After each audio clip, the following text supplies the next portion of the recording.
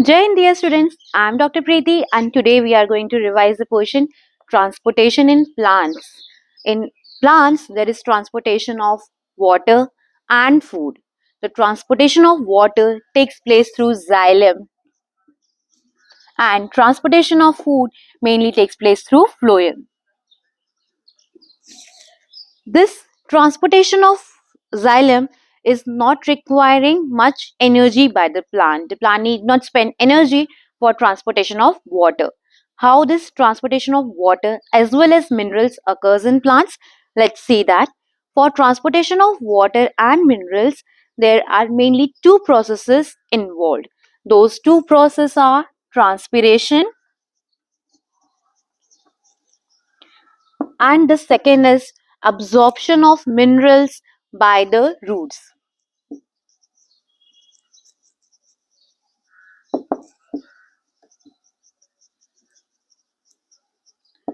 First, let's discuss about transpiration.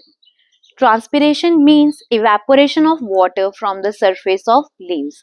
So, when water gets evaporated from the surface of the leaves, the water in turn is absorbed by the roots from the soil. Let's see how it happens.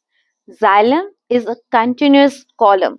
Transportation of water occurs through xylem, and this xylem is a continuous column. It's just like a straw. So, when you sip the water from the top of the straw, then the water from the bottom of the glass also gets sucked up.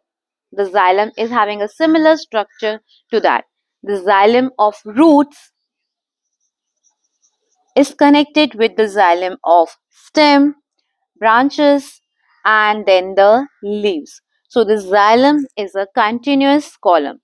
When water gets evaporated from the surface of leaves, that creates a negative pressure there. In that area, there is a negative pressure created, there is a suction pull created, and we call that pull as transpiration pull. It's occurring due to transpiration, so we call it as transpiration pull. So water gets evaporated from the surface of the leaves. The water, this area creates a suction pull or transpiration pull that pulls the water from the below levels, that pulls the water from the under levels, and so ultimately this pull reaches up to the roots, and the roots absorb the water from the soil. So whatever water is there in the soil, that will be pulled upwards because of this evaporation of water from the surface of leaves. This is known as transpiration. The second method involved during the transportation of water and minerals is absorption of minerals by the roots. The roots absorbs ions like calcium, magnesium, sodium, potassium.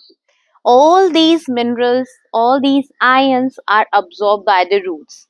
Now remember one thing. Wherever there is solute, water has a tendency to move towards that solute. Okay? This movement of water is known as osmotic pressure. You have seen that in daily life also. Just put some salt in a plate and you will find that after some time that salt will get moistened. That will attract moisture from the environment and that will become wet. This is because these ions, these minerals, whatever minerals are there, whereas solutes are there, that absorbs the water, that pulls the water towards itself. So when the roots are absorbing these ions are only absorbed by the roots try to absorb these ions, then what happens? The water that is present in the soil passively move towards it. Automatically that water from the soil moves towards these ions, and that creates a region of high pressure in the root cells, and that pushes the water in the upward direction. Okay, this method of transportation of water is effective only up to a certain height only. But when the water has to reach to great heights, that is up to the top of the trees, of very huge trees, the method that will be really effective is transpiration. Okay, so by absorption of minerals by the roots, the water could ascend upwards only up to a certain limit, only up to a certain height also. Okay. Now coming to transportation of food. One more thing about transportation of water is that it is unidirectional. The water from the roots will be ascending only in the upward direction. So remember the transportation of water is unidirectional.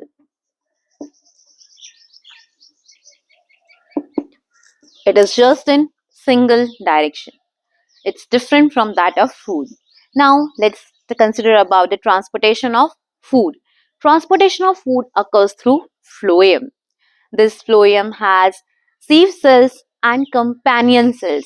These sieve cells and companion cells helps in the transportation of food. Not only food, along with the food, hormones are also transported through the phloem. This food could be in the form of sucrose, that is a form of sugar. Sucrose is a form of sugar, like glucose is a form of sugar. Similarly, sucrose is also a form of sugar.